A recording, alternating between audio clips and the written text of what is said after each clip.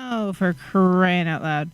Here I am, halfway through my whole spiel in the first part of the show, and I didn't hit the mute. So, hi all. This is Paisley Wild, and we are off adventuring into the spaces between. Take two. I hope you guys are having a great night. I'm going to blame it on the full moon. Can you hear me now? Can you hear me now? Hello? Testing, testing. Sure hope y'all can hear me. Oh, good. Elaine says she can hear me now. All right, yay. So, I'm also broadcast live on YouTube tonight. And no matter how you are hearing me, make sure you hit that thumbs up button. The like, subscribe, you know the drill there on YouTube. And no matter how you are hearing me, make sure you stop in and say hello in one of the chat rooms. Or send me the email at wildepaisley@gmail.com. That is WILDEPAISLEY @gmail.com. Yep.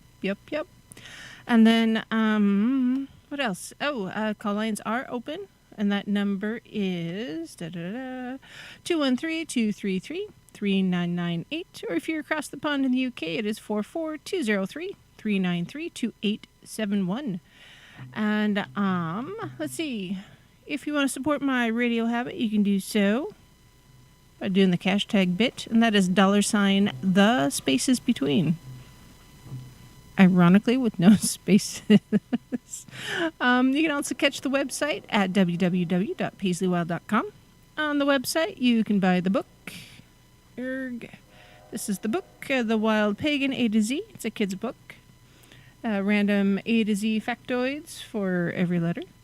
It's good for your starter pagan, your beginner pagan groups, your kiddos. Let's see. The next book, I'm still shooting for July, but Life. We'll see. It's going to be hotter in Hades here in North Idaho. We'll be breaking our record highs. I think it's 104 is the record high for the month of June. And yeah, we're going to be over almost 110. So yeah, it'll be bloody hot. Upside, the lake will be warm by this time next weekend, without a doubt. Yeah. And any snow that might have been left will be absolutely long gone. Actually, most of it's gone already. So, hey, Marie. Good morning, my dear. So, yeah, full moon tonight. It's Strawberry Moon, so happy full moon. I'm going to blame that for my brain cramps. I am drinking the coffee, though. I even had a nap today. I got to tell you, naps are wasted on children. Adults desperately need them. Just saying. Oh, yes. What other news do I have? News. Oh, news. So, just a shout out to Mr. Longbeard and Mr. Brent Thomas, so Don Longbeard and Brent Thomas. They are the hosts for Paranormal Portal, and they will be joining the cast of an upcoming film production by Extreme Expeditions Northwest, LLC. And that movie is going to be The Siege at Alpha 5, and it's an action-adventure film that's going to be shot in the state of Washington over Labor Day weekend, I guess. So I think that'll be pretty much fantastic. It'll be a Bigfoot-oriented type of film. And yeah, that's super exciting. So shout out to Brent and Don. If they don't have their IMDb profiles set up yet, looks like they're going to have to with, like a legit headshot. All right. Oh, thanks, Brent. So, yeah, it's super cool that Brent and Don are going to be, on the big screen. The silver screen. I think it's awesome, actually. It was on my bucket list to be in a movie, and I was a small extra part in one that I don't think actually ever got... Well, maybe it was released, I don't know, but I was just supposed to be a grocery shopper in a grocery store, which is pretty easy because I like to go grocery shopping. It's about the only shopping that I do like. I hate shopping for other stuff. Blech. Shopping for shoes is horrible because the shoes look cute. It's like, hey, do you have that in my size? And the answer is no, or else it looks like, a yacht or an aircraft carrier because I wear a size 11. I have slightly large feet. Yes. Yeah. Just a little bit big foot. Yeah. So, tonight, the show title is This Little Light of Mine. Because, why not? It'd be fun. A friend of mine had an experience with a light orb or a fairy light or a ghost light of some sort. And, in talking about it, she was kind of like, well, this is the most bizarre thing that's ever happened to me. What does it mean? It's like, well, it means you had an entity in your space. That's what it means. So I got to thinking, we don't really talk about orbs much here on The Spaces Between. Normally I let that go to a paranormal show. But I don't know. I think it's kind of cool.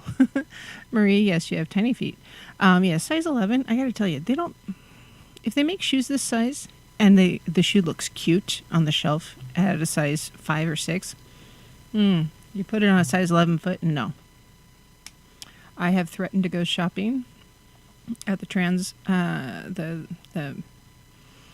yeah, I don't know. There's, how am I supposed to put this? It's not, inappropriate.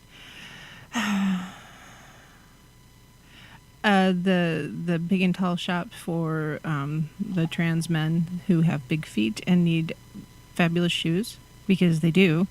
A friend of mine, I'm kind of more an acquaintance, but friend, it's complicated, has the best shoes every time I see her.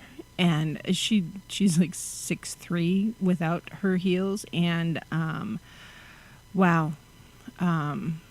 She finds the most fabulous shoes. It's just not fair. And yeah. Definite shoe envy, because I have a hard time finding cute shoes in my ginormous feet. So I wear a lot of sneakers and sandals, because those are generally gender neutral. Yeah. I wish I had smaller feet sometimes. Okay, whining. I'm done with that now, right? For a little bit.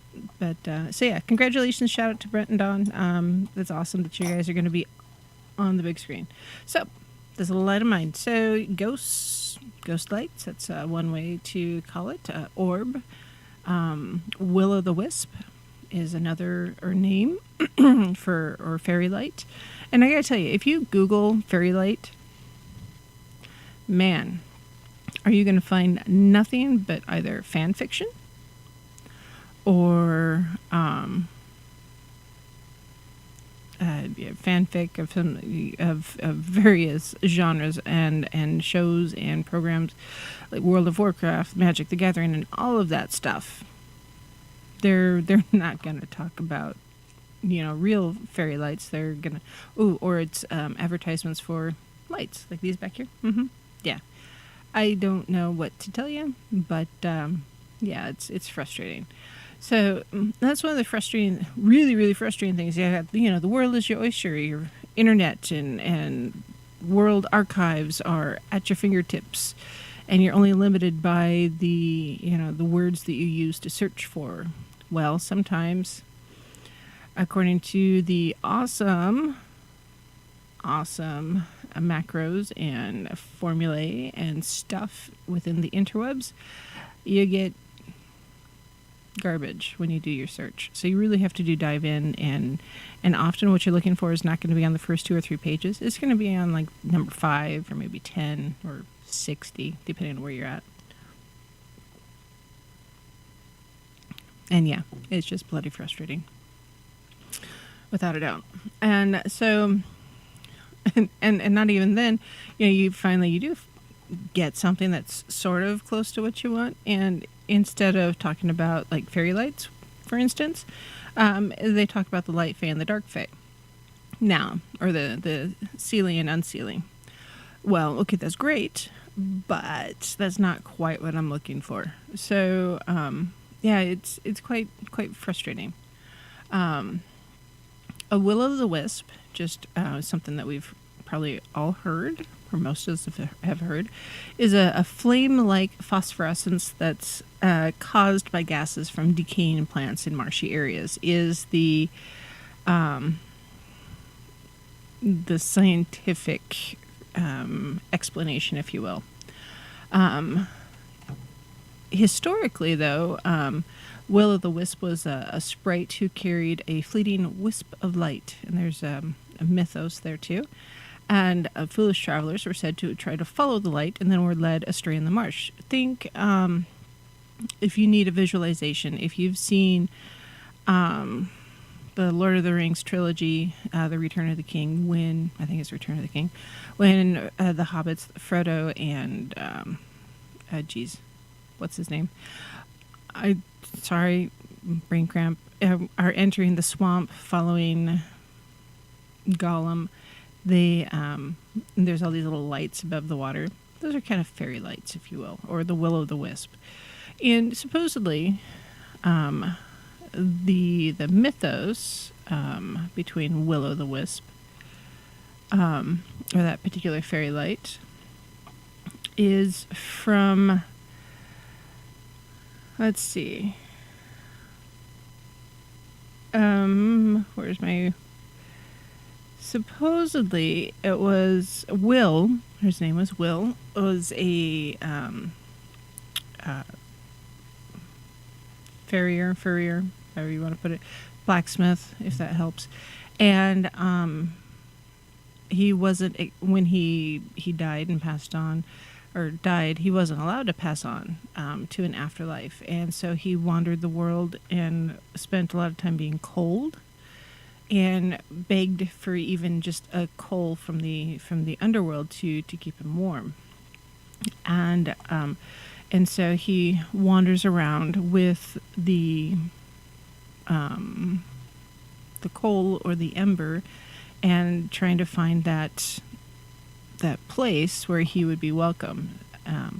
Now, this same tale goes with Jack-o'-lantern. So Jack instead of would be the name of the blacksmith instead of Will.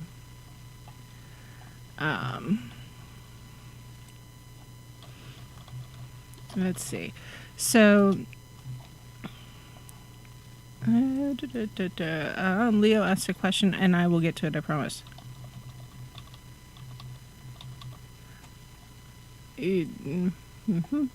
Anyways, so yeah, Lantern Jack, Jack-o'-lantern, Will-o'-the-Wisp. They all have pretty much the same origin story.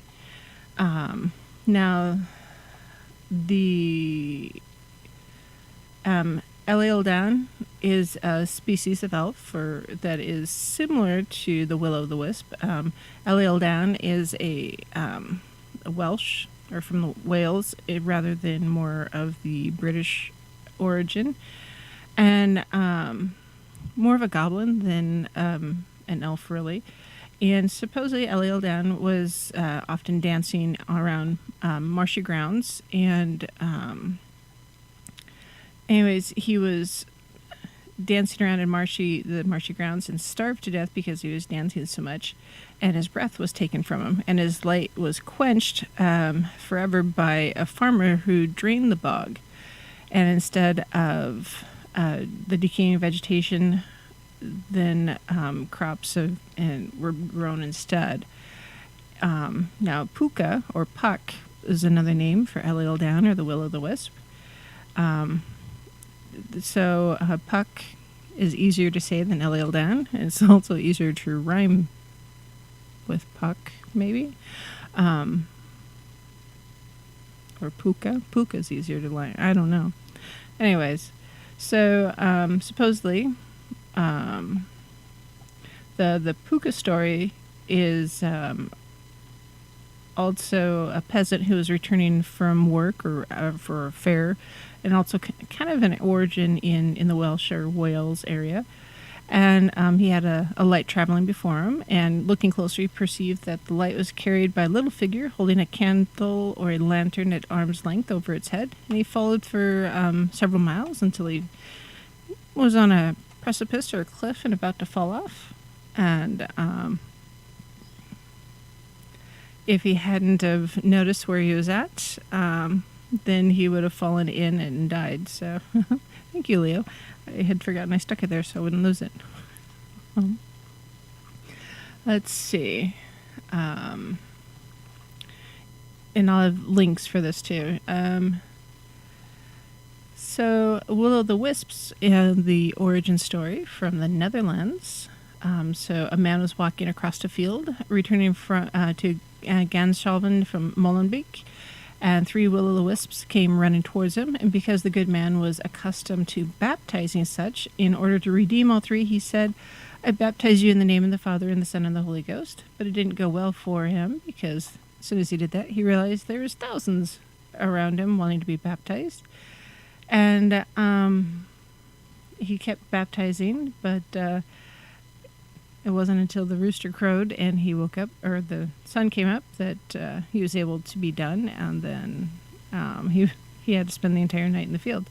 So there's quite a few different stories about the will-o'-the-wisp being baptized or to fight off the evil spirit. And I can't help but think that a lot of the tale or the mythology there has been altered significantly through the Christian lens, just because a lot of these tales were word of mouth. They weren't necessarily written down, and because they were just word of mouth, people weren't able to say, yes, this is the way it happened. And so it's just that Christian lens that is often applied to pagan stories, or, our father's stories or grandfather's stories. So let's see. Germany has one also. The will-o'-the-wisp was a German gnome who leads people astray at nighttime or in the fog, and they tend to lose their way and end up in a swamp. And generally he does this with the curious people. Oh, awesome, Leo. I love watching the moonrise. People who follow him intentionally, and the best way to avoid him or render him harmless is to stay away from the paths where he has power and keep one foot in a wagon rut. And sometimes he'll help people by leading them home if they speak kindly to him or offer him some form of payment. So if a person had lost their way and asked for help, he would lead them home for 2 pieces of silver. And then there's another myth that somebody asked, and the sprite led him home, and instead of giving the sprite 2 pieces of silver, he gave him a piece of copper. And when the wisp received the copper, he's like, oh, you don't need any more help? And the farmer says, nope, I'm good. It takes a step and falls into the swamp and dies. And, everything had been just an illusion. So, when it comes to a lot of the mythology around the will-o'-the-wisp, for instance, if you're nice, and you're kind and not condescending, if you're not rude and you offer some sort of payment, etc., then, generally speaking, they will help you. But it's when you're rude and obnoxious and, excessively mischievous, that's when they're going to lead you into trouble. Now, if for some reason you can't keep controlling your mouth and you mouth off to a will-o'-the-wisp and they're leading you in a bad place, one way to fight against them is to throw graveyard dirt onto them. I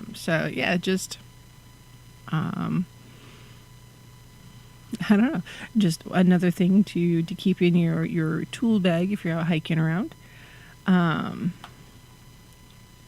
So there's, let's see, another one. This one's from Germany, another story. On the southwest side of the Illhauer forest, there's a large overgrown swamp. On stormy nights, a large will-o'-the-wisp will appear there. It's not an ordinary one, but rather a punishment will-o'-the-wisp sent by God, or Yahweh. And at the place where this light appears, there was formerly a pond, and still earlier there was a hill, and there was a chapel on the hill. And then all Christians went to the area, including young girls. They'd go to the chapel to pray and for confession. The priest there was crude, and he defiled the young maidens, and when his sinfulness became unbearable, the earth opened and swallowed the hill completely and the chapel and the priest, and so there was a swamp over it instead, and the priest came back as a will-o'-the-wisp. He can't ever leave as a punishment from God. So it's interesting that a lot of these stories often, even when they're Christianized, they're keeping some of the main theme of the will-o'-the-wisp, but they're using it as a form of punishment also. Let's see. A lot of the stories that I did come across for the will-o'-the-wisp specifically were from Germany or the Netherlands, which is right in that same area. So instead of being more of a Celtic or Welsh type of story specifically, it probably came from the Germans or the Norse traditions, and that's the true origin. And a lot of times, they are, there to amuse and be amused by people. And other times they're sent to punish or they're there as a result of being punished. There's another mythos here that the will-o'-the-wisps were land surveyors who were doing surveys along rivers and such, and they were falsifying the lines because of being bribed and such. And as a punishment, when they died, they were stuck with that same river. They could never leave because they were, lying about the land. Let's see. Yeah, just really, really interesting. Trying to think. Let's see. We got a couple more minutes. All right. So, Leo wants to have a fairy village on his land. And you know what? You can do that. Just be aware that not all fairies come in peace and fun. Some are a little bit naughtier than mischief. They cause trouble. So you can plant a variety of flowers to attract them. Think of the plants that attract bees, if you will, bees and hummingbirds. So let's see. Trying to think. They like oak trees, though, or with things with ornamental leaves. Elder trees, yew, holly, willow, elm. Any plant that might give food or shelter to wildlife while also enriching the soil will attract fairies. So you do like pansies, bee balm, petunia, foxglove, sunflowers, columbines, tulips, nasturtiums, snapdragons, cosmos, mallow, and violet. Mallow is actually a good one to have anyways, because mallow root is really good for your throat when you're sick. Other trees that are good would be like yarrow, plants I should say, yarrow, St. John's wort, heather, thyme, wood sorrel, red valerian, and rosemary, because they are flowering and fruiting trees. And the herbs, they love the herbs. So your cottage or your kitchen garden. So if you've got a bunch of things that attract or that you use in your kitchen, like herbs and such. Hey, look, it's a movie star. Mr. Don is in the house. Mr. Don does not have a microphone in the house. Because Mr. Don and Mr. Brent went to Meadowlane Falls and they did Bigfoot things there. So apparently there's a missing microphone.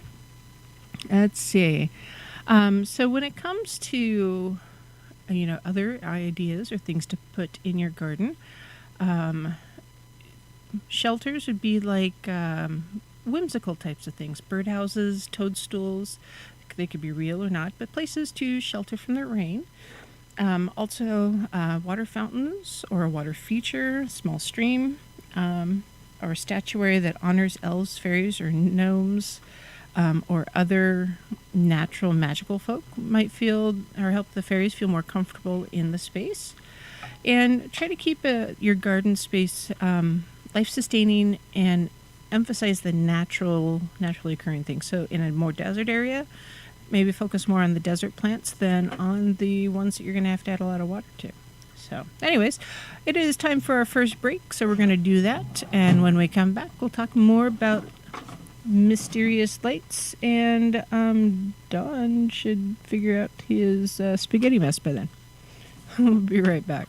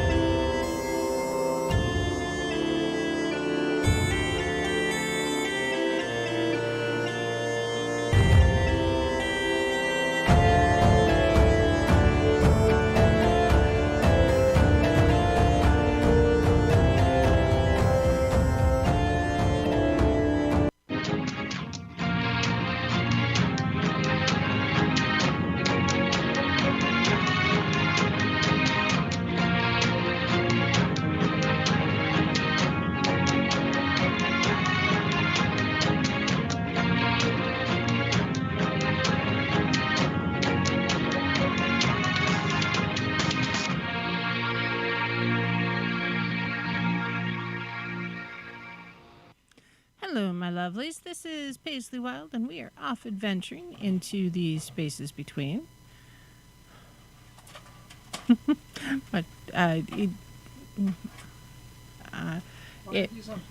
because they were plugged into the short string over here, and I just moved them over there so that you could plug them in.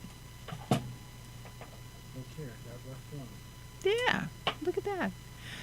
Yeah, let's see. So, let's see. Another example, we're talking about lights and fairy lights and such. And so if you have seen the movie Brave with the little redhead gal, not Charlie Brown's... Merida. Yeah, Merida. It's not Charlie Brown's girlfriend, but anyways, so she gets in trouble mostly by following a little blue light. It's a fey light, basically. And let's see. So, but it's a will-o'-the-wisp, and yeah, it's kind of a, to me, that's an interesting representation. Or originally, it led her to a place where she was in danger, but ultimately, it led her to, being able to, end a curse and make things better for her family. So, which is interesting. But yeah, the will-o'-the-wisp is now a worldwide, kind of a thing. People are seeing it all over the place, not just in the British Isles. Some really are just swamp gas. And some of it isn't. Let's see, what else? Oh. Will-o'-the-wisp, also known as ignis fatuus. It's a Latin phrase meaning foolish fire. And it's thought because the fire was not real, it was an illusion. And so it was just, it was just an illusion. Everything's just a dream, right? A dream within a dream. Yes, a dream within a dream here. Hey, I don't know if Don's microphone is on, but it is over here. Should be. Oh, there it is. Hey, Don. How's it going, Mr. Movie Star? Not Hollywood. a movie star yet. Okay, Mr. Hollywood. Leo wants an autograph. Hi, Leo. Yeah, maybe. Actually, we talked about doing autograph pictures because we have an official portal.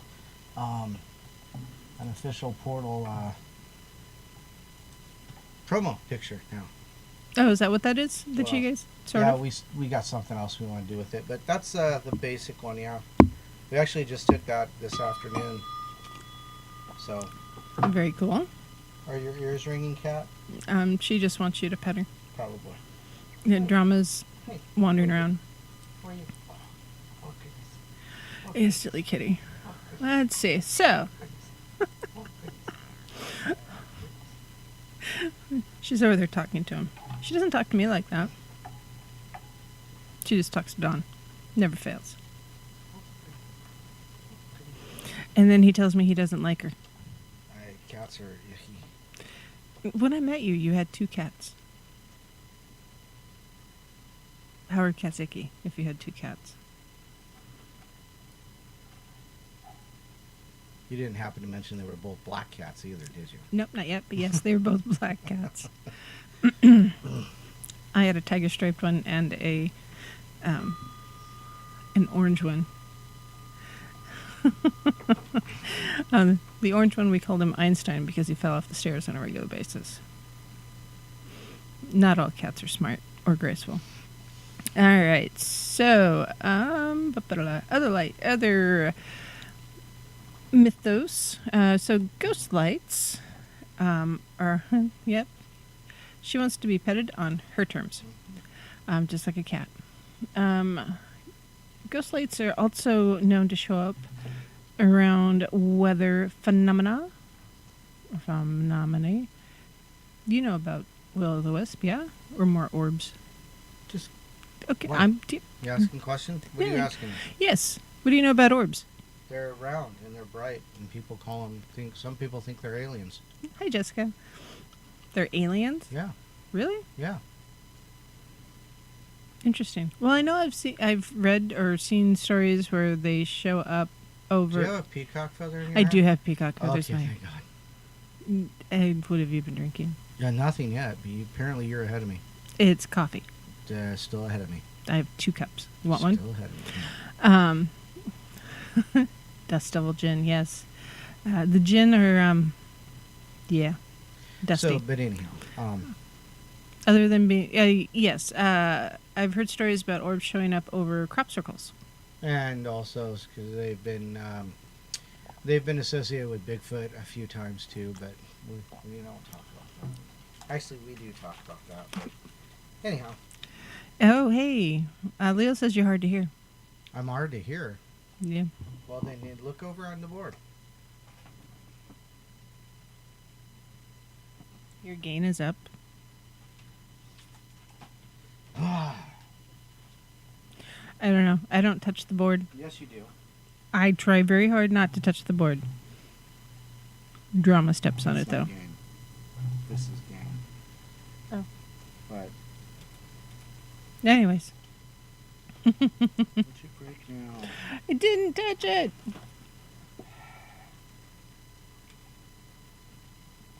Didn't touch it. He's just gonna growl at the board then. Let's see. So, eerie lights. So, some cultures. Wow, that was me. You made me loud. That the will-o'-the-wisp are the spirits of babies who were miscarried or died very young. I kind of like that one actually, rather than being a trickster type of thing or bad thing. Let's see. But yeah, a lot of people say it's just gas, swamp gas. Which I have to tell you, it seems like swamp gas is the default cover story for every paranormal experience out there. Why is that? I don't know, but I hear me just fine. Okay. So I don't know why it's going Okay. Leo says it could be him. So, anyways. Bum-ba-da-dum. Okay, I'm going to close that. I got to close things or else I lose track of what I'm doing. Go away. Ooh. What do you know about St. Elmo's Fire? Oh, you know what? I know not a whole lot. Okay. It was a movie in the 80s, had like Matthew McCarthy in it. I think it had Rob Lowe in it. That guy, Iron Man, Robert Downey Jr. Okay. I think he ended up in the hospital right after he made that movie. From a That thing. an experience of excess. That thing. Okay. All right. All right. We'll get to St. Elmo's Fire in a minute. So in Britain and Ireland both, there's quite a few different variations of the will-o'-the-wisp. There's jack-o'-lantern, peg-a-lantern, Joan. Oh, go away. Jenny with the lantern, Joan with the lantern, Hobbity's lantern, Hinky Punk is another one. In the Netherlands, it's called the Urblas or the Eco, and one that I cannot pronounce. Let's see. The Alea or the Chirbati are used by dead souls to mark the place where they died. Too much Men in Black, yeah. So in Australia, they're called Min lights. And they follow travelers once they're spotted. If the traveler turns and tries to follow the light, however, they will never be seen again. In South America, they're the Luz Mala or the La Candeleja. They're just evil spirits who carry ghost lights after death. And then here in the U.S., ghost hunters prize pretty much any photo that has captured an orb, which is just a ball of colored light, which is believed to reveal the presence of a dead soul in the room. In the swamplands of Louisiana, a phantom light called the Fifole it represents dark souls who have been sent back from heaven to do penance on earth. So yeah, they're all over the place. Shakespeare even mentioned them in King Henry IV. And Milton used it in Paradise Lost. And then, let's see, Also showed up again in Bram Stoker's Dracula. So people use a lot of the mythos around paganism or pagan history with a lot of creative license. Again, yeah, it's science says it's swamp gas or a type of bioluminescent fungus or algae that grows in marshy areas, or it may be more like a firefly or anglerfish, which anglerfish are not generally a surface-dwelling critter, but sure. Yeah, they're deep water. Yeah, if we were to see an anglerfish in our lake, that'd be kind of bizarre, to say the least. Are you going to fly away over there? I don't know. Those things. I need a new one. Yep, I think Don needs a new computer.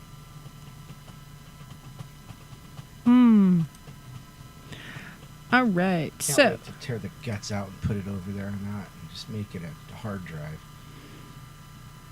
there you go. Too bad you can't just plug that in and add a keyboard and monitor and you'd have a computer. Yeah, this isn't going to work. Nope. All right, so the next one I wanted to talk about is St. Elmo's Fire. We'll come back to the orbs in a bit, I promise. Let's see. So St. Elmo's Fire, what is it? So it is considered an electrical weather phenomenon. It's not considered dangerous usually by most people. However, it does usually mean you're surrounded by storms. So St. Elmo's Fire occurs when the electrical field around an object is sufficiently charged to ionize the air around it to turn it into plasma. To me, that sounds like potentially hazardous to one's health. I mean, even though you're not supposed to be in danger, yeah. Leo wants glow-in-the-dark moss. I think it'd be cool to have glow-in-the-dark moss. I don't know where I'd put it. In the dark. Really, you think? Put it in the fairy garden? That'd be fun. Yes, and St. Elmo's Fire was a movie, but that's not what we're talking about.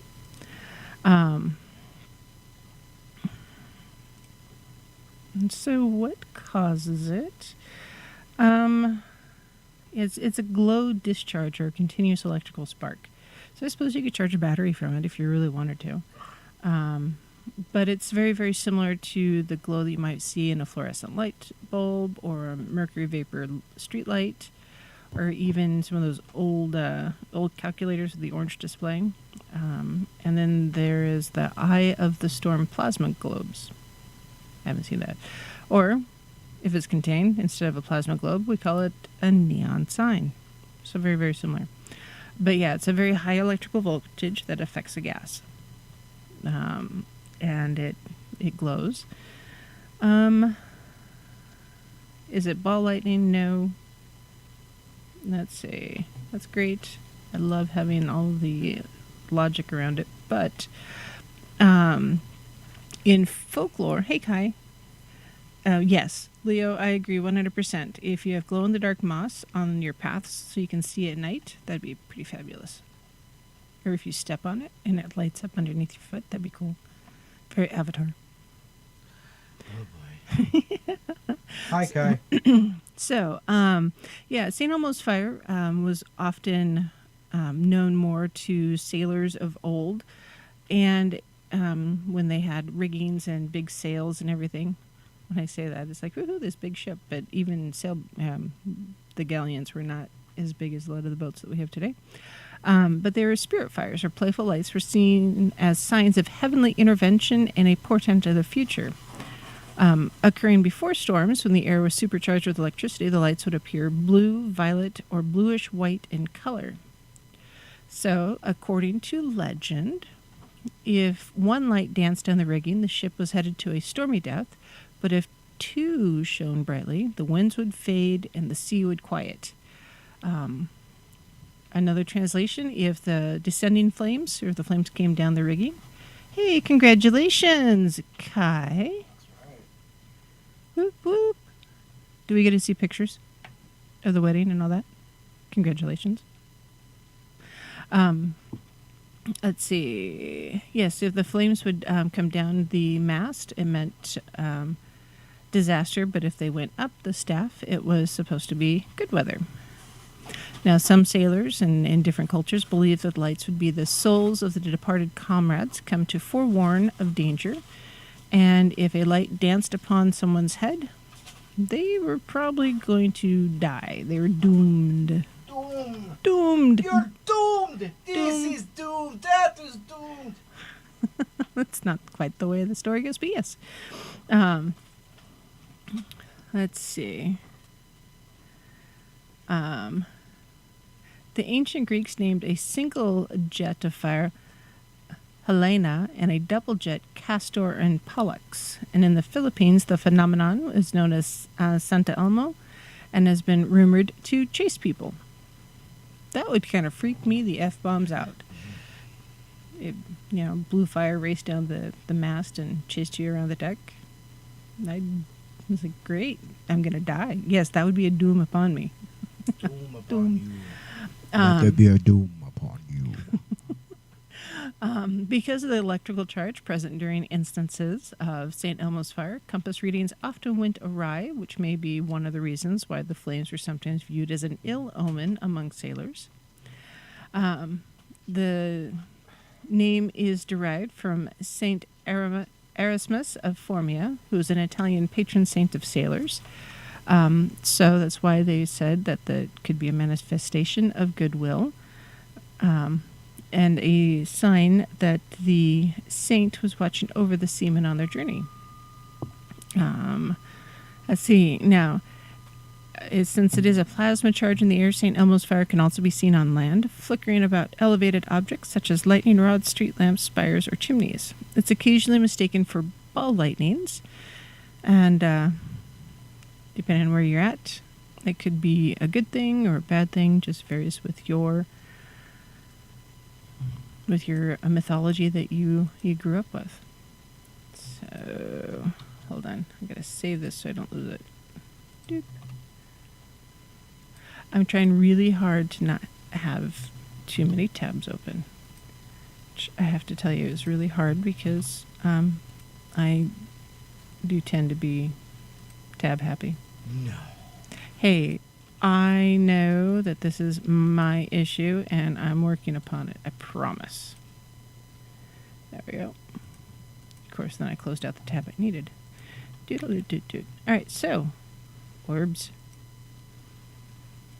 Where else do they show up, Don? Light orbs? Apparently in alien portals. How do you know it's an alien portal? Because somebody told us it was an alien portal. Where'd it go? Through the portal. Where's the other end of the portal go? Over his house. One is over his house. Where's the other end? I don't know. I never traveled through it. All right. A portal is generally, a doorway to somewhere else. well, a tunnel. So...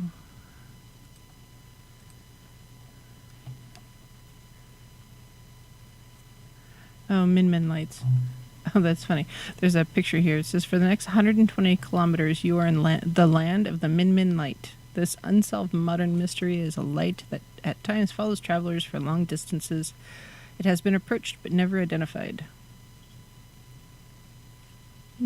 That's interesting. Cade, our friend Cade Moya. Mm-hmm. He's got a podcast that he interviewed someone about the Min lights. For some reason, I can't remember the name. So, Julia says it goes over the rainbow. Yes, orbs also show up around certain people and animals. So the friend of mine that saw an orb recently, it was red, not blue, and it had wings like a butterfly. So the very, very core of it was orb in shape, and then it had 4 rays out of it that looked like butterfly wings. And it just kind of hovered in the space for a while, and then it blinked out of existence. Which, at the time, she was considering, or thinking about someone who had passed, so she took it as a sign, as, from the person who passed, which, you know, I think is very possible. You know, I think energetic beings can show up however they want, and sometimes that is a ghost or the energy of someone who has passed. Now, as I've said in the previously, magic is energy, energy is magic. It's the same thing. So, for me, orbs are very magical. Have I seen any in front of me? No. I have seen photographic evidence of orbs. Yes. Now, when I say I have not seen them in front of me, that's not really such a big thing because my vision is a little bit wonky. Okay, it's a lot wonky. And so I do have some vision issues. So I don't see things the way everybody else does. I'm going to throw a nickel at you. That's not a nickel. What is that? It's too big to be a nickel. Okay, anyhow, onwards. Onwards. I'm going to throw yowie bites at Dawn.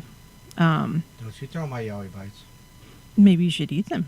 No, they're mine. If the end of the world happens, I'm eating your yowie bites. Come on. Yes. So, indigenous Australians often call them corpse campfires. Often in Mexico, the bruja is considered to be the soul of a witch. In South America, there's simply luz mala or evil light. So it kind of depends on where you're at. The lights often hover. They can move erratically. People have seen them change in color. Let's see. There's this pretty much, I think every country has had some sort of story about orbs. Let's see. Hold on. Orbs. Oh, what did I just say? I said orbs seen over. Oh, man, my brain's shutting off. Oh, what do the aliens make in the fields? Crop circles. Thank you. I'm looking at Dawn trying to spur. Tacos. Hamburger. Good night, Julia. Oh, you know what? Sometimes maybe the 2 cups of coffee are not good for me.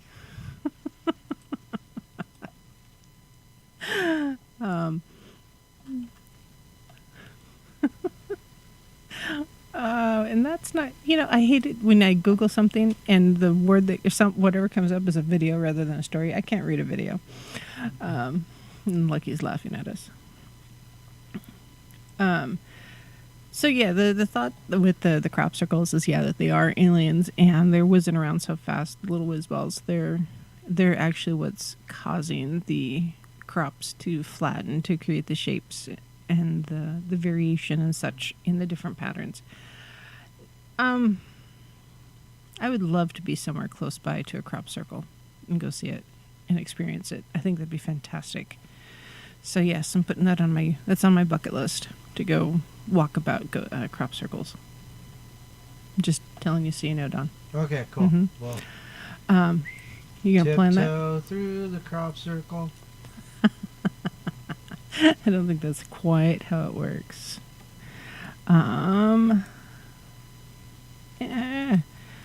I have this one open. So, crop This circles. little light of mine. You didn't catch that before? No. Did you know jack-o'-lanterns used to be carved out of turnips? Yes. I would think that'd be very, very hard. Turnips are not soft like a pumpkin. Let's see. I had other stuff and I'm frustrated that it's not showing up correctly. That's what I get for researching on one computer and trying to put it on another one.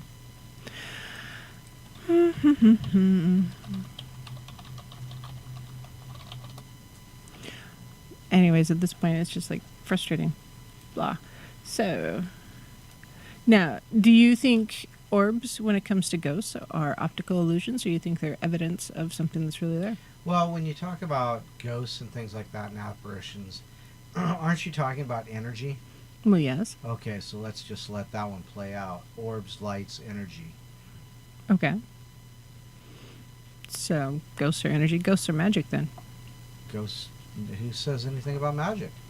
Energy is magic, and magic is energy. Well, there you go. So, ghosts are magic. Okay. Maybe they are. Maybe they're not. All right, so I'm going to stop there. We're going to go to break. And when we come back, I'm going to do the singing bowl. And maybe it's time for Dawn to go night-night. No, yeah, that's exactly what I was thinking. Are you running out of vim? Yes. All right, we're going to break, and we'll be right back.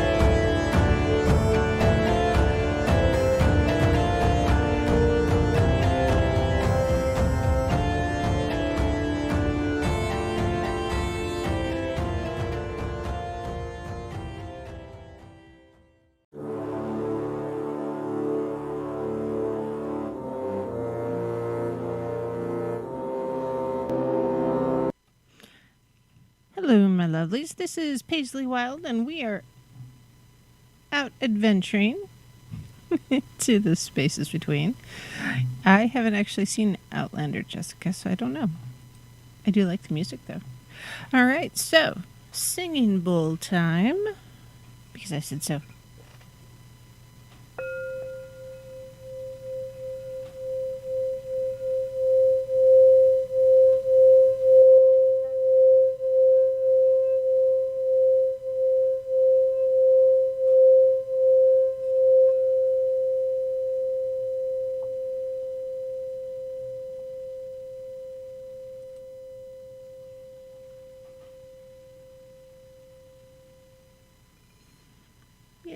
singing bowl. Makes me feel better every time. All right, so Strawberry Moon 2021 is, well, last night, today, kind of depending on how you look at it. I generally view the full moon as lasting 3 nights, just like the new moon. The wane, the actual event, and then the waxing. So technically the full moon was last night. If you guys did something fun and interesting, let me know. Send me the email at wildepaisley@gmail.com. I will happily show them on YouTube.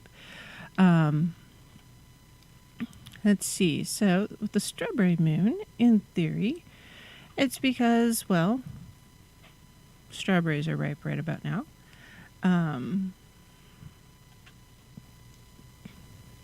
I don't have any strawberries, but yes. It's a typical moon. It's not generally colored or anything like that. And this time around, it's considered a supermoon. And that's just because it's a little closer to the Earth than regular full moons. So let's see. It rose Thursday night at 8:53 p.m. on June 24th, Eastern Time. And so, yeah, it's about 3 days. Thursday night, Friday night, or Wednesday night, Thursday night, Friday night, excuse me. Or early Saturday morning. And, yeah, well, go away, pop up. What else? Yes, strawberry harvesting season in the northeastern U.S. It's also called the rose moon because right about now is when roses are blooming. Mine are. Oddly, I actually have something blooming in season. I gotta tell you, my plants, I've got flowers on my tomatoes, flowers on my tomatillas. My iris bloomed a lot, so did my plum and my lilac. But I gotta tell you, my strawberry plants are not very big at all. And, yeah, I don't know. The growing season around here is kind of odd.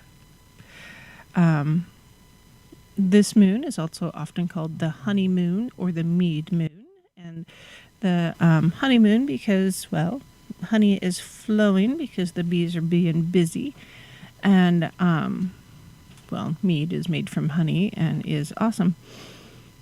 So it's considered the sweetest moon of the year because so many sweet things are being, harvested right about now. Being the honeymoon is actually the origin of the honeymoon because June has been, for a very long time, the traditional or the most favored month for marriages and hand fastings. And so the honeymoon is taken often directly after the ceremony. It's hence the honeymoon. Let's see. Krispy Kreme apparently has released a new strawberry-themed donut. Random thought. To celebrate the honeymoon or the strawberry moon. Leo hasn't seen very many bees. And Elaine has strawberries and grapes. Actually, we've had a lot of bees. I've got quite a bit of wild growing or locally, or local plants that are natural to the area. Excuse me. And my bees have been very, very happy. My rhododendrons are all done blooming. So yeah, it's I don't know, interesting. It's good. Back to the lights. So yes, we're talking about orbs just before break, and orbs are, I don't know, if I were to see one face to face, I would probably be a little freaked out just because, when you talk about the supernatural in any way, shape, or form, or the paranormal, often it's not like, hoo-hoo, look at this thing it's real, it's in my face, and I'm doing the thing. Especially for people who are new to acknowledging the supernatural or the paranormal. And it's like, oh, my stars, I'm seeing this thing, and I'm going to freak out because I've never seen this thing before, and panic in the streets. Well, once you're an old hand, there's still excitement over it, but it's not quite the same as, oh, my star is the first one. It's more excitement rather than, panic. So, if I were to see one right now, I'd probably be like, oh, I'd stop talking and I'd be just flummoxed for a little bit. That's okay, Leo. Donuts are always awesome. Always. Speaking of, if someone wants to send me wildepaisley@gmail.com a recipe or a how-to to make donut ice cream cones, I would be very, very grateful. I saw the most magnificent thing. It was a coffee or a mocha flavored ice cream with a shot of espresso inside of a donut ice cream cone. I want so much. Oh, yes. So, sorry, sidetrack. We said donut. It was donuts are magic words. Sorry, donut. Yes, orbs. Generally speaking, they do look like little spheres, but big. Well, depending on where you're at. Sometimes they're quite small. Sometimes they're quite big. And yeah, they're considered ghost lights. They've shown up on 35 millimeter film, Polaroid, infrared by Kodak, black and white, and a lot of the digital media nowadays. So, yeah, orbs are showing up all over the place. And for some, especially at night, if the light flashes, it looks, people say, oh, those are gnats or mosquitoes or whatever, or dust on the camera, that kind of thing.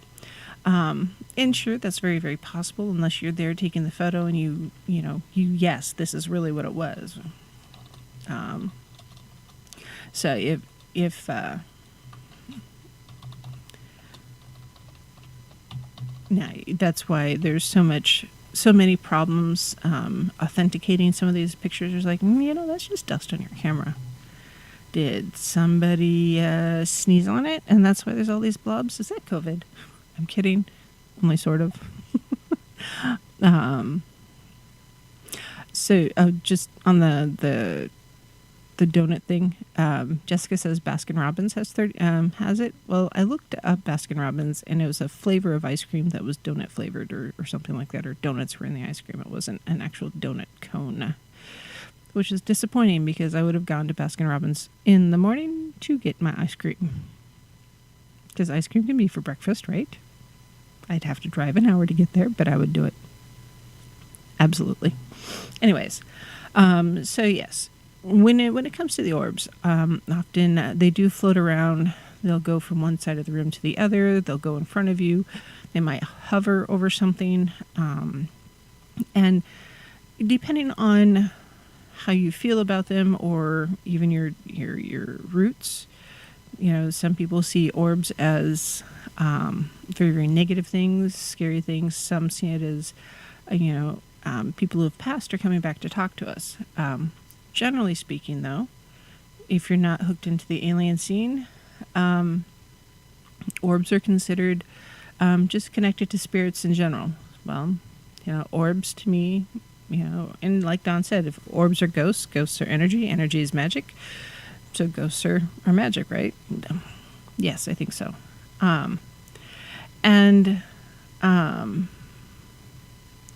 If you're really, really connected with your loved ones and they've passed on, they may show up during special times or special events like weddings or birthdays or even funerals of others, to memorialize the experience, and to often, it's like, hey, yeah, we're here too, don't forget about us.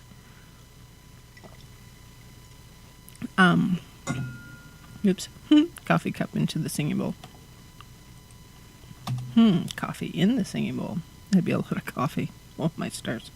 Anyways, some people feel that if you see an orb in your vicinity, maybe they're just offering protection from negative energy that's around you.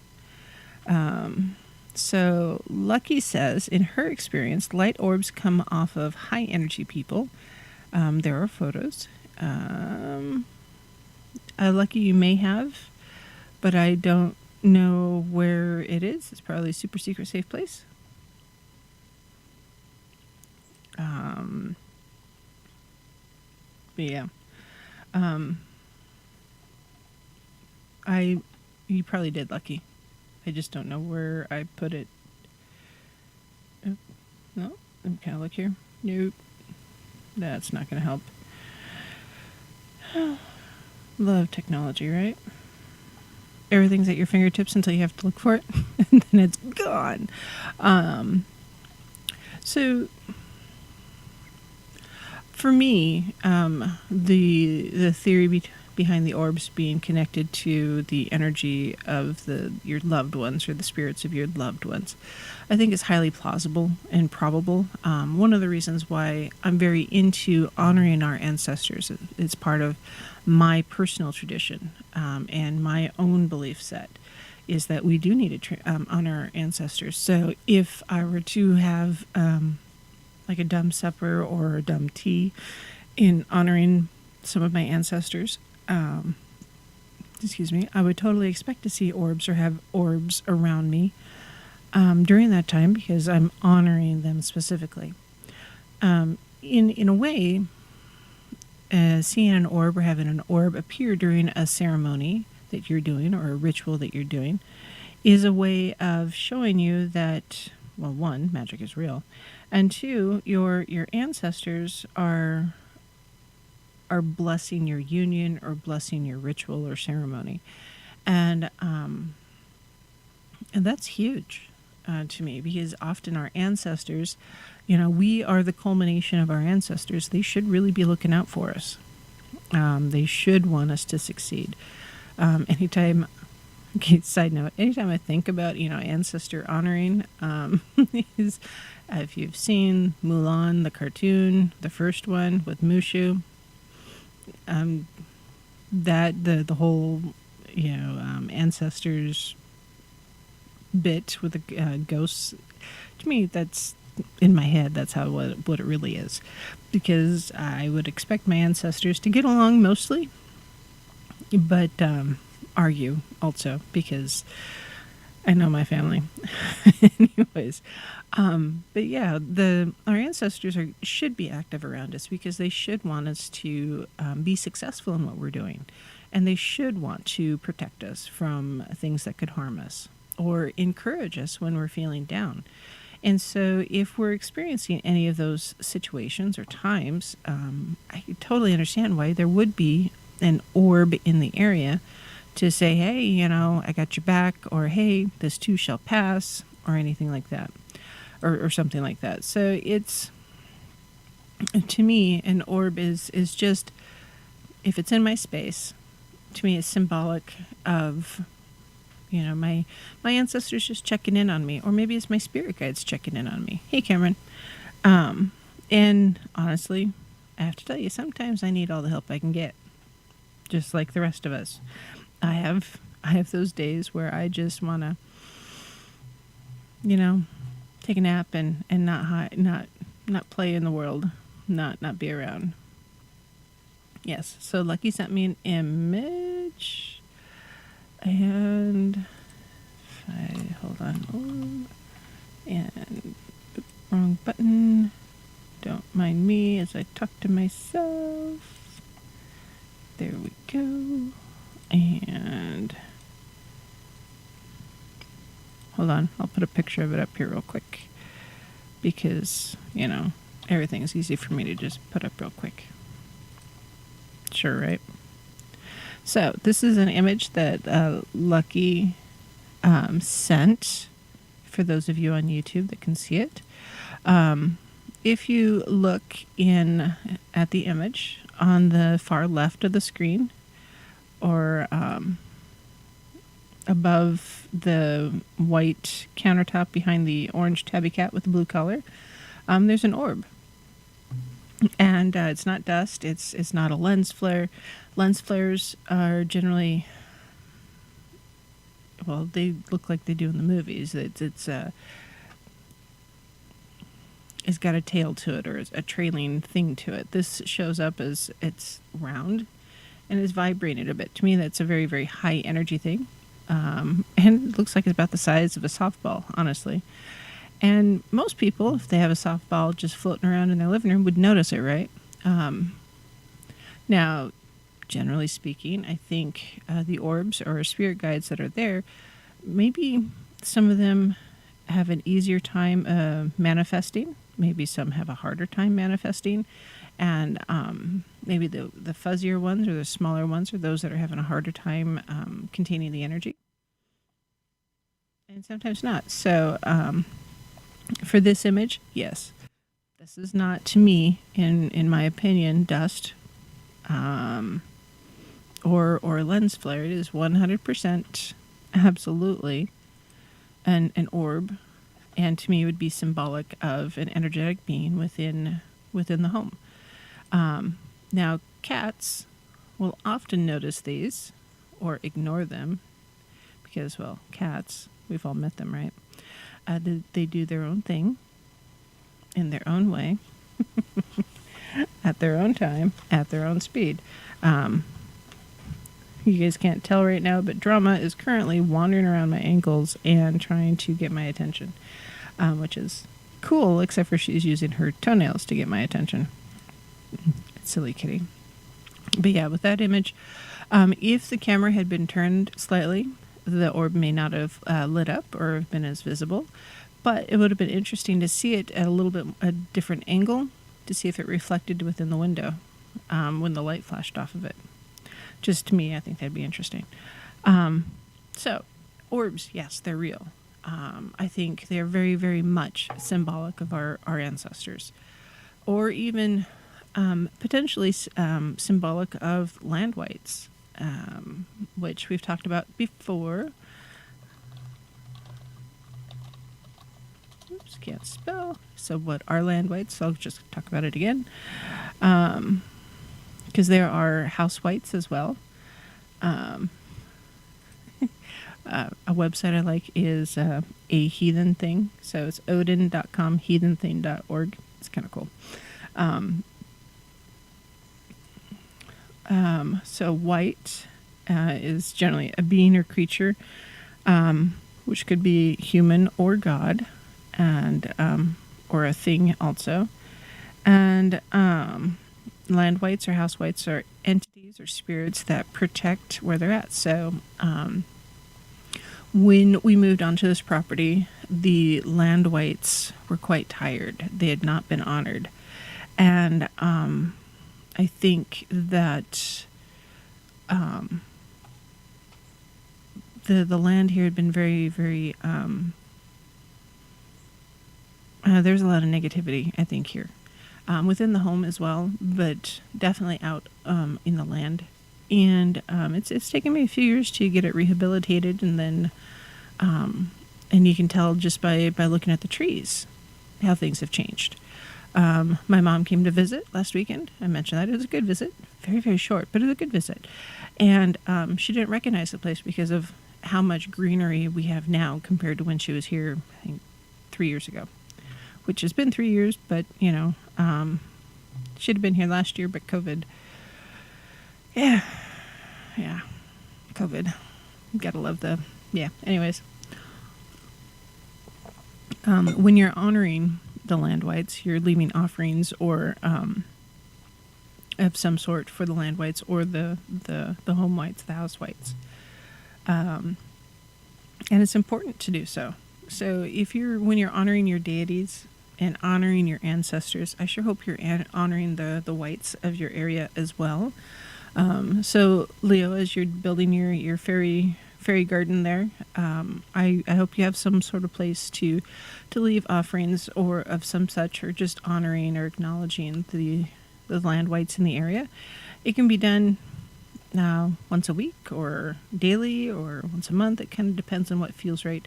Often our intuition, which we, as I've mentioned in the past, don't pay attention to, but if we pay attention to our intuition more, we'll know when we need to do those ceremonies and provide that offering. Now, if it's a First Nation,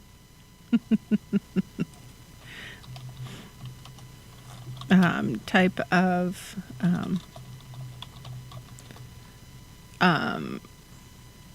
white that you're trying to honor, you want to make sure you're leaving the appropriate offering. Cornmeal is good. Not alcohol so much, is just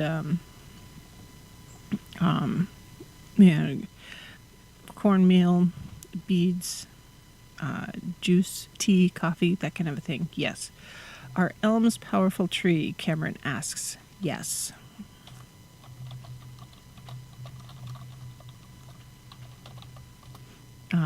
So within the elm tree, hold on, I'll pull it up. So elms are generally used for the attraction of fairies, and associated with Durantia, who's the queen of the druids.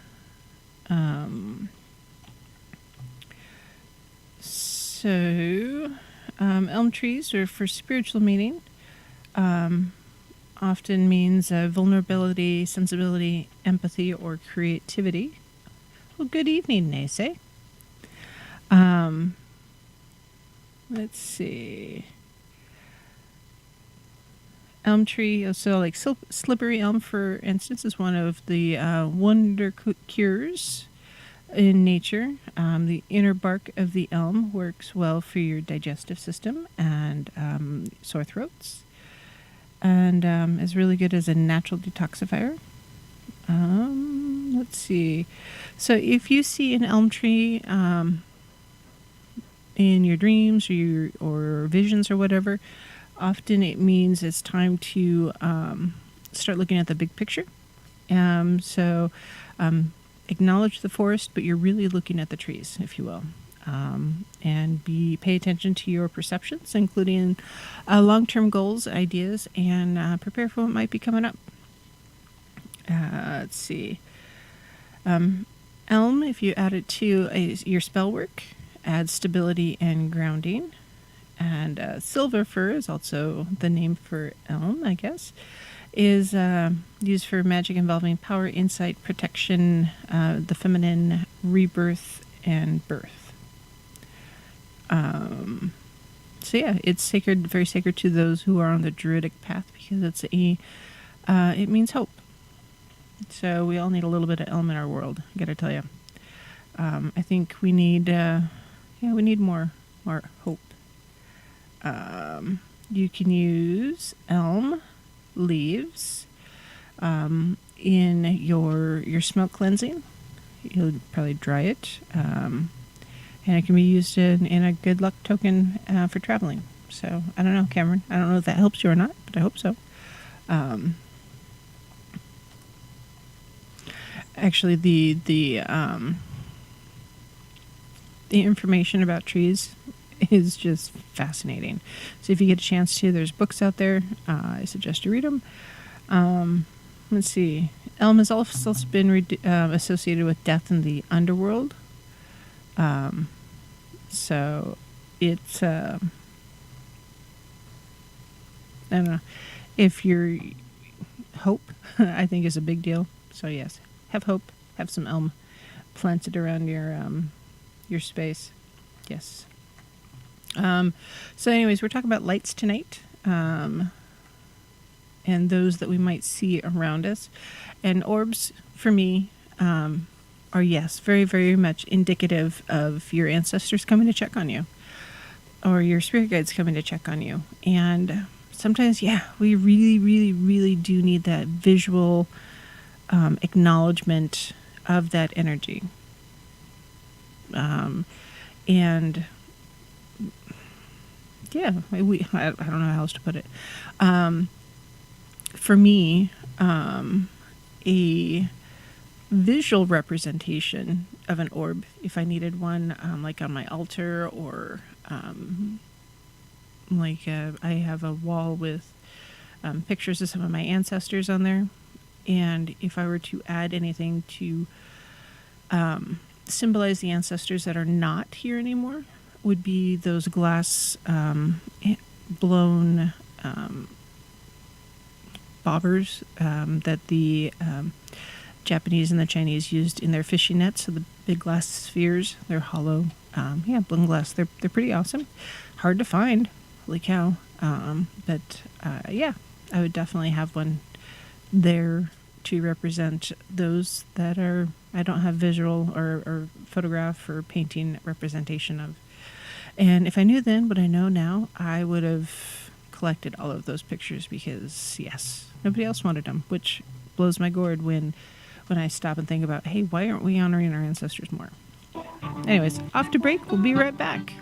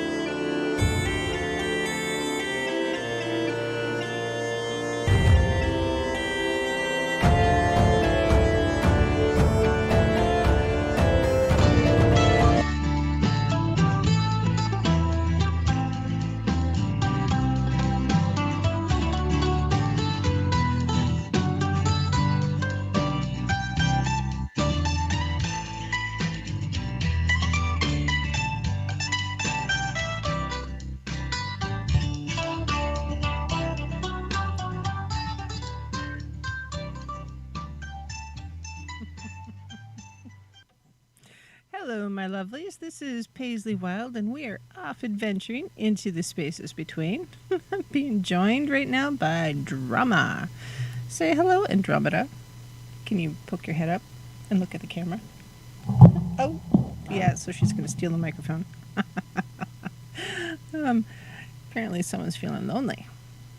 So tonight we've been talking about lights in the sky and a little bit of everything else, and whites and will-o'-the-wisp, and some of the intangibles or less physical lights that we might see. So I figured we'd talk a little bit about fireflies too, because they're lights in the sky. Now, lightning bugs or fireflies aren't actually flies, just on the scientific side. They're technically not even bugs, they're beetles. But in certain places in the world during the summer, lightning bugs or fireflies light up the night in many areas. I remember seeing lightning bugs when I lived in Iowa or visited family in Iowa. I love lightning bugs and fireflies. I think they're just awesome.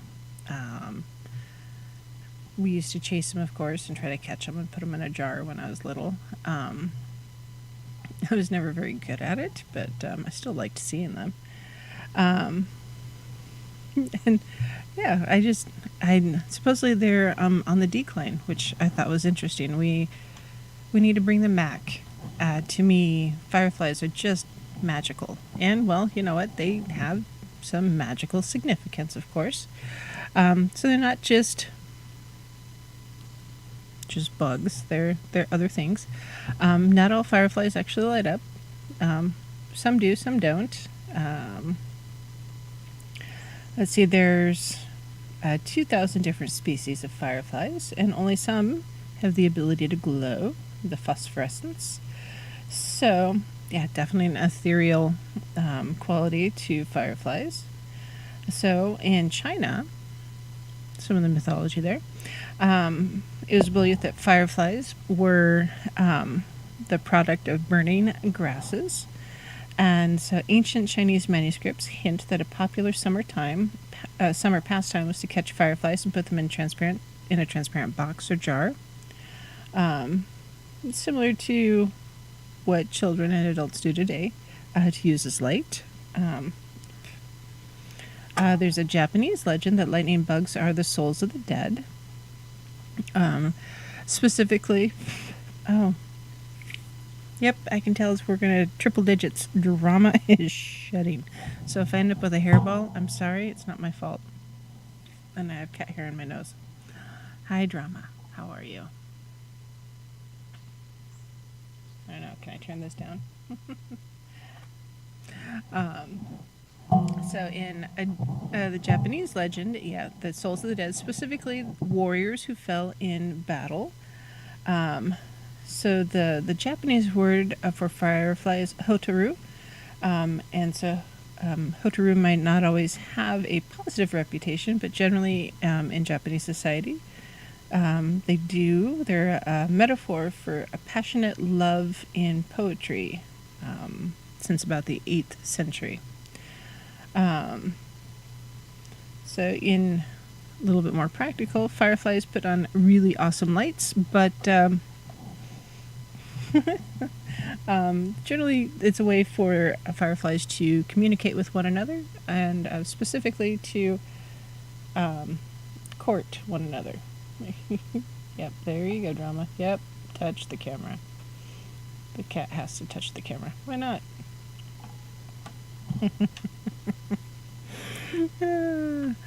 Yes. Hi, Drama. As you shed all over me. In the Native American or First People folklore, fireflies do show up often. So there's an Apache legend in which the trickster fox tries to steal a fire from the firefly village, and to accomplish this, he fools them and manages to set his own tail on fire with a piece of burning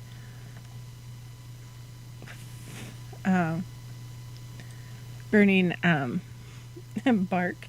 And as he escapes the firefly village, he gives the bark to the hawk, who flies off, scattering the embers around the world, which is how fire came to the Apache people.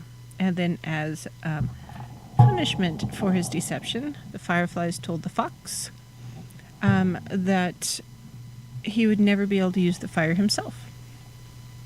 Um, the scientific name for fireflies, or that helps the fireflies light up, is called luciferin, which comes from the Latin word lucifer, which means light bearing.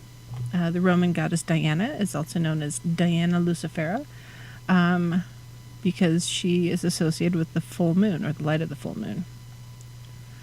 There is a Victorian myth that if a firefly or lightning bug got into your home, someone was going to die soon. But then we know, or I know at least, that Victorians were pretty big on the whole death superstition and turned mourning into an art form. So if you do have a firefly in your home, it's not that big a deal. Let's see. So there are two places in the world where there's a phenomenon known as a simultaneous bioluminescence. That means all the fireflies in the area sync up their flashes, so they all light up at the same time, repeatedly all night long. The only two places are Southeast Asia and the Great Smoky Mountain National Park, which I think is pretty awesome. Now,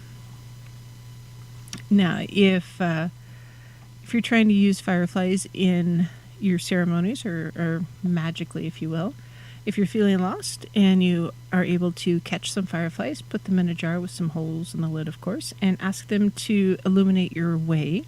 And then once you're done with your ritual, let them go, of course. If you have fireflies in your space, they can represent fire on your summer altar. And fireflies are often associated with the moon, so you can use them during your summer moon rituals. If you're trying to do an attraction spell, you can use the firefly lights as a way to attract people to you. Some people do associate fireflies with the fae, so if you're trying to practice any sort of fairy magic, you can welcome firefly into your celebrations. And firefly symbolism is another way to celebrate or honor your ancestors, which I think is pretty doggone fascinating. And yeah, unfortunately, as much as I love fireflies, they are slowly disappearing worldwide, and it's partly light pollution, honestly, is a big reason for that. There's a lot of light out in the world these days, and so the lights that, like porch lights and car lights and street lights, tend to confuse the fireflies. They think the really big light is they're gonna get a really big piece of action, so they, they're going towards the light instead of the wrong light, if you will. Let's see. Oh, what else do I have here regarding fireflies? Because fireflies to me are just awesome. Let's see. In Amazonian mythology is that firefly light is from the gods and provide hope and guidance.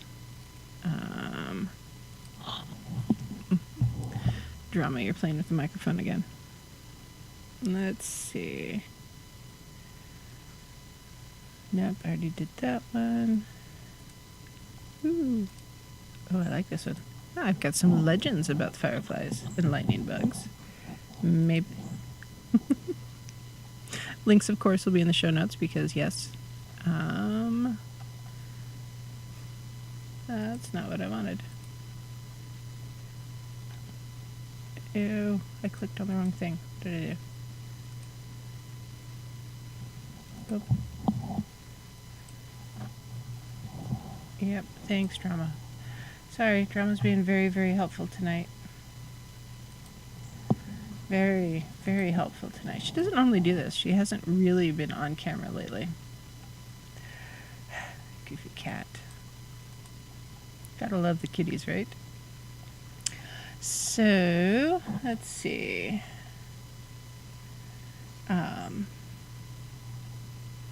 What else did I have? Fireflies can be or have been found on every continent except for Antarctica, of course. There's a Japanese children's folk song, regarding the firefly. It says, "Firefly, come hither, and you shall have water to drink. Yonder the water is bitter, here the water is sweet. Come fly this way to the sweet side." I think that's pretty cool. Let's see, there's a Hopi animal story that tells of a firefly who came across a Navajo man who was preparing to use his sweat lodge. The firefly asked to join him in sweating all the dirt from his body. The man agreed, and the building grew hotter and hotter until the firefly's shell burst open, killing the man. The beetle himself, however, had a shell within his shell and walked away safely singing a song. So the moral of the story was to never kill a firefly. Let's see. Another Japanese fairy tale.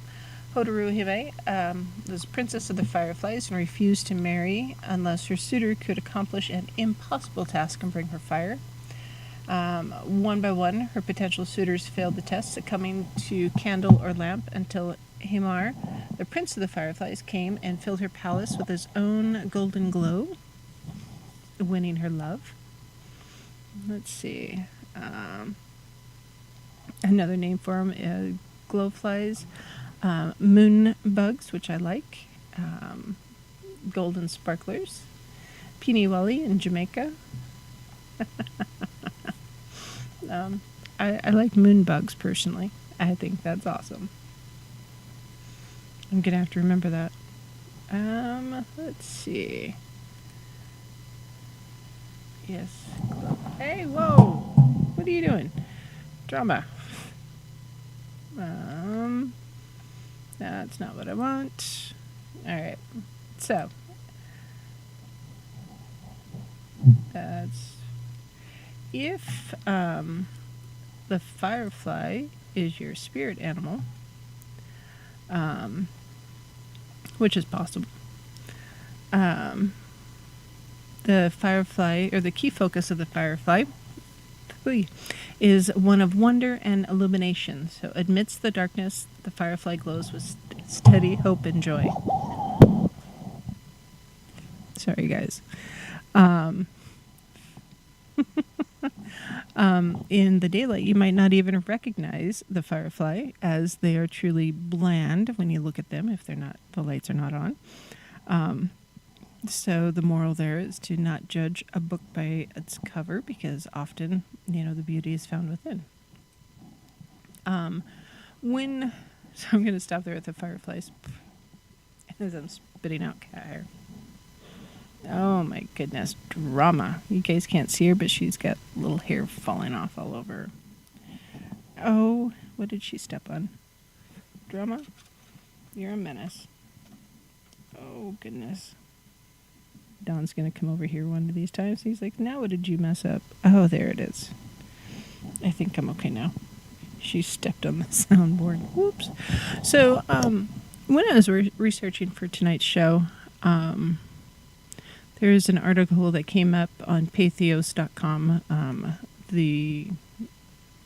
John Beckett is the author, and he does Under the Ancient Oaks. He's a pagan druid. And he was talking about... Hold on, let me put this away so I don't keep bumping it. Sorry, guys. He was going to kind of do an inspirational type speech. And he went through an article, or mentioned an article that was 9 Things I Wish I'd Known When I Was a New Pagan. And, oh, drat. And I bumped it. And he wrote that article. Whoop. Copy. Paste. Drama stole my keyboard. She didn't steal it. She just sat on it. Cats, I swear, if you can't find your cat, put your keyboard in the middle of the living room and she will show up. Or he will show up.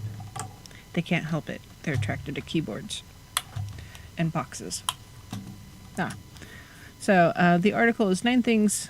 initially it was 9 things I wish I'd known when I was a new pagan.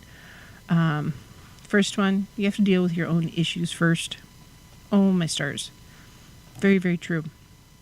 That's part of the reason why I talk about doing shadow work, and I mention therapy on a regular basis and how they should be done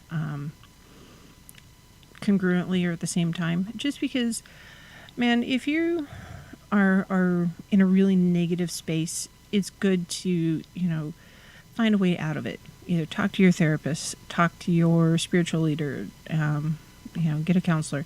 Find some way to help with your mental health and do your shadow work. It'll be just easier for you to move forward and be the best you that you can be once you have a handle on your issues. I'm not saying control or get it all fixed, but understand it a little bit. And it really helps with your spiritual path if you deal with your issues. Examine your worldview mindfully. As we grow up, and we can't help it, but we adopt different assumptions about the world in general, people in general. Like the assumption by so many that, witches worship Satan. No, most of us don't, actually. Just so you know. But yeah, the assumptions that are out there. Ooh, name brand is always better. That one drives me nuts. The path that you start on, your spiritual path that you start on, is not necessarily the one that you're going to end up on. Because spirituality is a journey. Paganism, to me, is a spiritual journey. And where you start at is not going to be where you're at the entire time you're on your journey. You're going to grow. You're going to do different things. You're going to encounter different people. And you're going to understand your spirituality more as you grow. If you don't know what you want, expand your horizons. So if you don't know what your spiritual path is, take a class on religion, honestly. Learn something about them. If all you've ever learned is Christianity, there's all sorts of college classes that you can take about different religions. You can learn about Buddhism and Hinduism and paganism and Wicca and even Satanism and Taoism and all those others that are out there. That way you understand more. And once you understand more, it'll be easier for you to connect with other people. But you'll be a more rounded person. You'll be more understanding and accepting, hopefully. Comparative theology classes, definitely a recommendation. Dive and really study and research the things that call to you. You want to learn more about trees? Learn more about trees. Want to learn about all the tools for being a witch? Learn about that. Whatever it is that you feel called to do or are inspired by, learn more about it. It's really, really important to learn as much as you can about your path. It's a lot easier to figure it out, I promise. There's steps. So the author here, John Beckett, as he's talking about steps, he says the phrase is a journey, not a destination, is often used to rationalize mindless wandering or aimless wandering. It is a journey, though. And every time he reached a destination, there's another destination down the road. So my personal philosophy is that it is an adventure. Life is an adventure. You're going to learn things about yourself. You're going to go places you didn't expect to go, and you're going to discover things you didn't expect to discover. But you have to go and do. You have to participate. There is value in crossing a line. So often we get stuck in our self, in our path and where we're at. It's very, very comfortable. And to leave the comforts of our childhood, we have to cross the line. We have to step forward onto a different path or learn something about a different path. And that's important, being able to ask or ask yourself if it's okay to step across and make that change or try out something new. Yeah, it's super important. Do it. Ask for what you want. If you want peace and tranquility in your life, don't be afraid to ask for it. If you want happiness, ask for it. If you want love in your life, ask for it. The things that you want, if you don't ask for it, the answer will always be no. But if you ask for it, how often is the answer going to be yes? And number 9, this is the one that I really resounded with me, and the one I really, really wanted to talk about is how you make a living and how you make a life are two very, very different things. I mean, for instance, I love to cook. Love to cook. I do it a lot. I bake, I cook, I experiment, I do the things. Sometimes it works, sometimes it doesn't. Sometimes it's kind of neutral. It's a process. I'm learning things. I love to cook, but to me that's part of life. To me, that would not be rewarding to work as a chef or a cook somewhere, because that wouldn't be as rewarding. John Beckett talks about how one of the reasons he didn't dive into his pagan studies is he didn't think he could make a living as a witch. He thought he needed to follow his bliss, and nothing blissful would pay the bills. And so his true calling was somewhere else. So how often do we stop and look at what we're doing in our life? It's like, no, I have to go and survive in cubicle world because that's going to pay the bills. I have to have the day job. I have to do this. I have to pick the cat hair out of my mouth. Sorry, guys. I have to do this mundane thing because I have to make sure the bills are paid. And like, I wrote a book. I have got the YouTube show. I'm on TFR. Occasionally I try to remember I load a podcast once in a while. I've got the website. I've got merchandise and all that. These are things that I feel called to do. I don't really make a lot of money as a witch and a pagan and talking about my path and my journey and discussing things with people and helping people and all that. I really don't. And I'm fortunately, I'm in a place where I don't necessarily have to go and do a day job and put all that stuff on a shelf. I can invest some time into my pagan practice and my spiritual path and talking about it with people and writing books. Like the kids' book I just wrote, the Wild Pagan. I'll have another one coming up in July sometime. And does it help? Yes, it does. But as part of my balance, trying to figure out what works for me to help make the bills or keep the bills paid and what helps feed my soul. And if you don't find your own balance to not just keep the bills paid, but also to feed your soul, you're going to be a very unhappy person. So with the strawberry moon and setting our intentions moving forward and doing what we need to do, we need to really, really remember to ask for what we want. Definitely demand it. Say, yes, I want this thing. I want to be successful. I want to be happy. I want to have a stable home life. I want to have a car that works. I want to have a roof over my head, whatever. I want to have a cat that doesn't shed all over me. It's a good thing I like her. I'm still, there's cat hair all over the microphone. It's awesome. There's cat hair in my coffee, and that's not so awesome. But, ask for the things that you want and expect that they're going to happen. And also find your balance. What feeds your soul and what feeds your tummy? Because they're two different things. Sometimes, yeah. How you make your life is how you make your living. Sometimes it doesn't. So don't fall into the trap. This is a quote from John. Don't fall into the trap of assuming how you make a living and how you make your life are exactly the same thing. So, your coworkers, you don't have to be BFFs with all of your coworkers. And your BFFs don't have to be your coworkers. Your BFFs don't have to be your family. Coworkers don't have to be your family. They're not all synonymous.